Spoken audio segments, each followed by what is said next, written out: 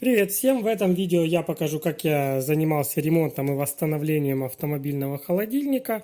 В общем, от него у меня был вот такой корпус и радиаторы, которые один внутри находится и один с внутренней стороны холодный. Вот какие результаты у меня получились. Сейчас я расскажу, что где у меня. Вот эта температура, это обратная. Я поставил датчик температуры на внутреннем вентиляторе, то есть это температура воздуха, который всасывается в вентилятор и потом идет через радиатор.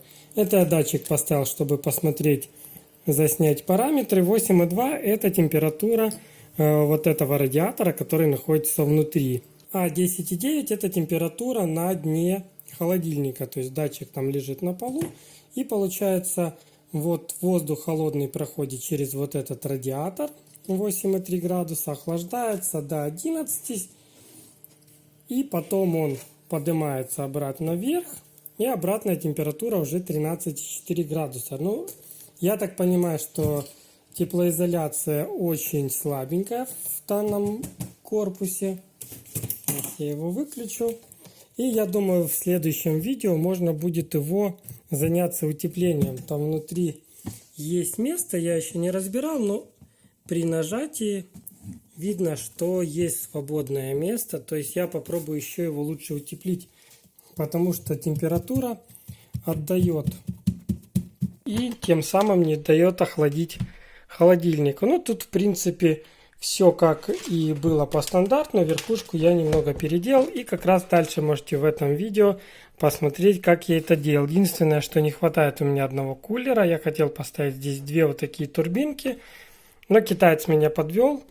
Отправил два кулера. Один я вот сюда поставил. Два сюда должны были стоять. Но он выслал два кулера новой почтой, а один кулер Укрпочтой. И он до сих пор не пришел, хотя эти кулеры пришли уже месяц назад. Также я установил сюда датчик температуры. И вот он, я вывел вот сюда.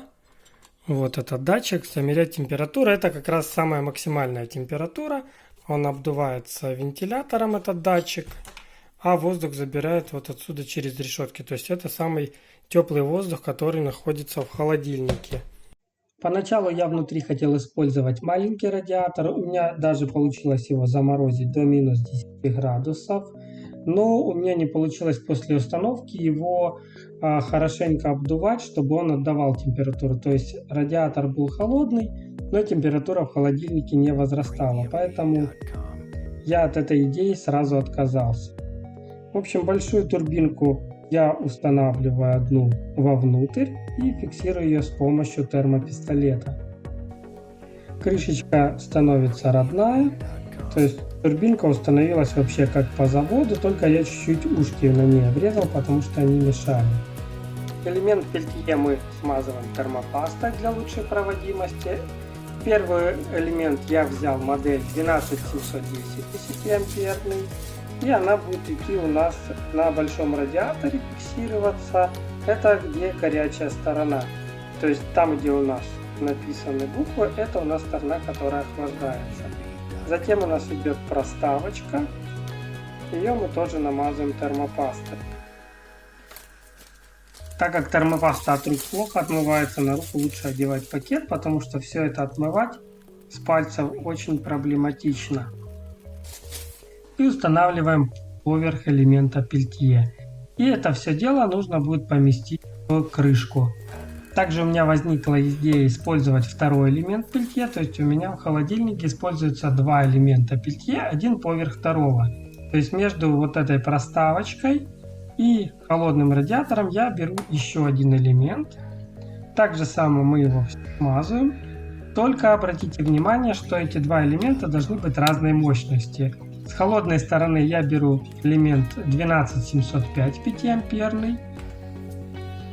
Потому что 5-амперный элемент, он выделит тепла больше, чем он сможет требить. И для отвода этого тепла мне надо брать больший по мощности элемент.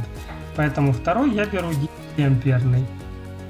И все это вместе мы этот сэндвич стягиваем и собираем. Так как суммарное потребление двух элементов будет очень большое по току, там ампер 12 получится, то я взял вот такой преобразователь напряжения, и с помощью него мы будем понижать мощность. Радиаторы, которые установлены на нем, мне не нужны, я его фиксирую на основном большом радиаторе, который обдувается вентиляторами. Для отвода тепла это будет самый лучший вариант, поэтому вот эти радиаторы я снимаю. Провода на преобразователь лучше всего припаять, потому что из клеммника они могут при тряске выпасть, а когда они припаяны, будет больше надежности и меньше сопротивления, то есть будет лучше контакт. Поэтому я паяльником здесь все припаиваю.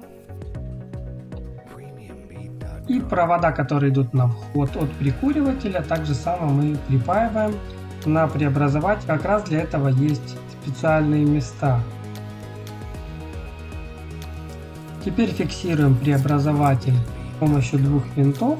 В радиаторе я заранее просверлил отверстие и нарезал резьбу под вот эти винтики, которые пришли в комплекте с этим преобразователем. То есть все у нас становится очень даже хорошо. Для подключения кулеров я буду использовать дополнительно еще один маленький понижающий преобразователь. Он нам уже не нужен такой большой мощности, хватит самого маленького. Он нам нужен отдельно, потому что можно с помощью него регулировать обороты кулеров и тем самым выбрать такой режим наиболее оптимальный, чтобы он и обдувал хорошо, и не так сильно шумел, потому что на полной мощности кулеры нашумят. И для того, чтобы это все настроить, я подключаю все это дело к лабораторному блоку питания, выставлю напряжение такое же, как и в автомобильном аккумуляторе, где-то в районе 13 вольт. Теперь нам нужно настроить обороты вращения вентилятора с помощью вот этого потенциометра. Регулируем обороты. Ну, ориентироваться лучше на слух, то есть слышно, как обдувает, и так, чтобы не сильно шумело. Это уже опытным путем. Если будет слабый обдув, то в принципе можно будет и добавить оборотов. Это можно даже потом отрегулировать. Теперь нужно выставить потребление тока элементами пельтье. Я буду ориентироваться по блоку питания, добавляя напряжение, у нас будет расти ток.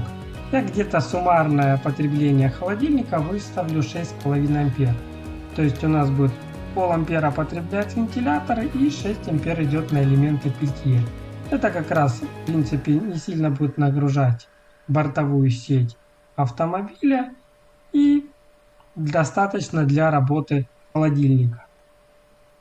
Также стоит отметить, что у нас холодильник теперь может работать не только от сети 12 вольт, но также и от 24, то есть его можно использовать в грузовиках, автобусах, потому что вот этот преобразователь понижающий, на него можно подавать там до 30 вольт напряжения, и от 12 до 30 любое напряжение. И чем выше вы подаете напряжение, тем меньше ток будет идти. То есть при 12 вольтах у нас 6,5 ампер, а при 24 там будет почти в 2 раза меньше, то есть потреблять где-то будет 3-3,5 ампера.